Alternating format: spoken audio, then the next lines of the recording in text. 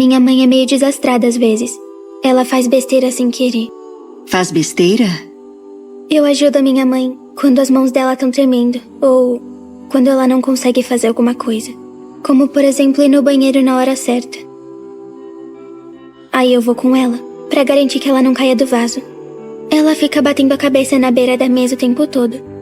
Então a sua mãe bebe muita bebida alcoólica? A minha mãe só bebe água. 1,5 litros todo dia. Porque leite só é bom pra criança. Vocês não precisam de alguém pra ajudar? Geralmente a gente sabe fazer tudo. A gente tem nossas regras. Regras importantes. Só que às vezes minha mãe esquece e eu tenho que lembrar. E mesmo assim ela faz algumas besteiras às vezes?